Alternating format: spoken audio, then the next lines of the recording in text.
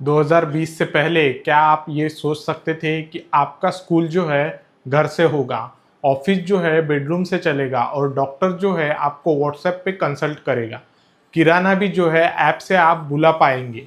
Covid जो है सिर्फ एक पैंडेमिक नहीं था, वो एक एक्सेलरेटर था। जो डिजिटल शिफ्ट 8-10 साल में आने वाली थी, वो जो है कोविड के आने से अगले 1-2 साल में ही आ गई। लेकिन सवाल ये है, डिजिटलाइजेशन मजबूरी थी या ये कोई स्ट्रैटेजी थी?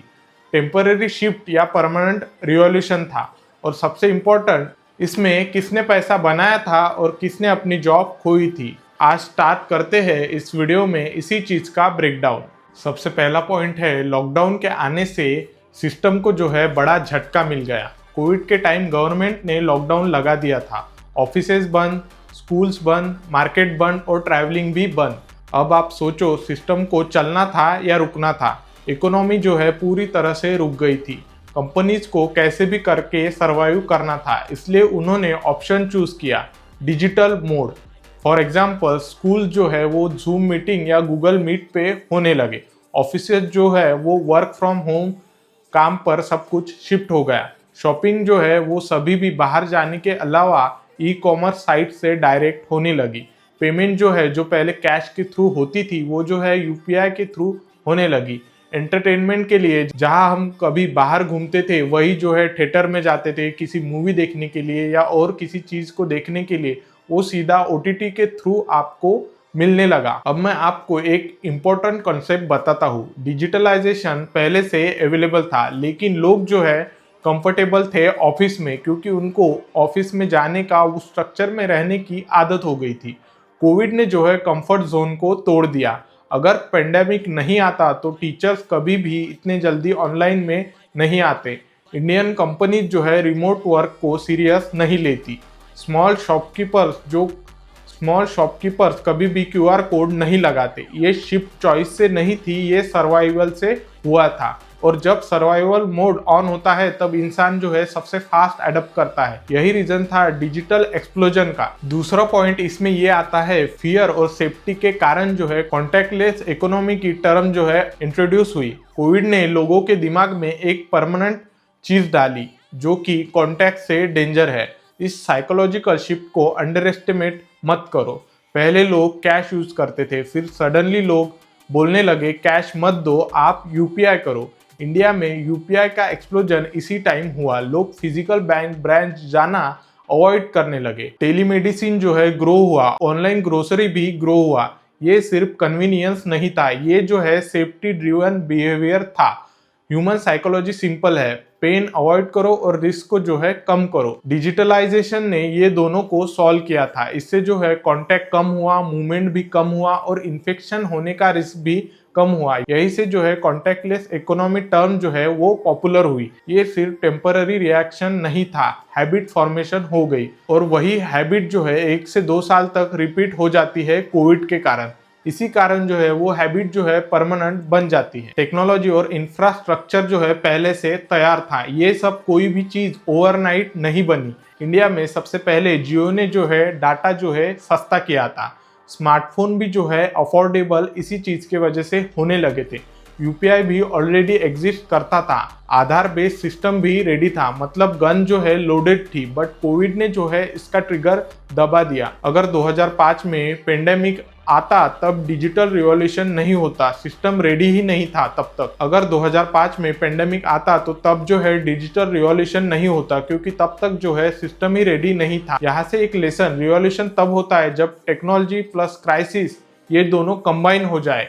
जैसे कि इंडस्ट्रियल रिवॉल्यूशन तब हुआ जब मशीन्स रेडी थी, वैसे ही डिजिटल रिवॉल्यूशन कोविड के टाइम एक्सेलरेट हुआ। कंपनीज को इसका फायदा लेने का एक बहाना मिल गया, जो था कॉस्ट कटिंग। अब एक अनकंफर्टेबल सच मैं आपको बताता हूँ। कंपनीज को ये रियलाइज हुआ कि इस कोविड के कारण जो है अब हम जो है ऑफलाइन होने के कारण ऑफिस का रेंट बचा सकते हैं। इलेक्ट्रिसिटी की कॉस्ट भी जो है इसी के कारण बच सकती है। ट्रैवल एक्सपेंसेस भी बच सकता है और मिडल मैनेजमेंट, मिडल में जॉब करने वाले कोई एम्प्लॉयज थे उनकी भी जरूरत जो है पूरी तरह से कम हो सकती है। रिमोट वर्क ने जो है कॉर्पोरेट स्ट्रक्चर को एक्सपोज कर दिया, काफी रोल्स इसमें जो है अननेसेसरी निकले, ऑटोमेशन भी बढ़ गया, एआई टूल्स यूज होने लगे। मतलब डिजिटलाइजेशन सिर्फ कन्वीनियंस नहीं था, वो कॉर्पोरेट इफिशिएंसी टूल था। इसलिए पैंडेमिक खत्म होने के बाद भी डिजिटल शिफ्ट जो है रिवर्स नहीं हुआ। क्यों?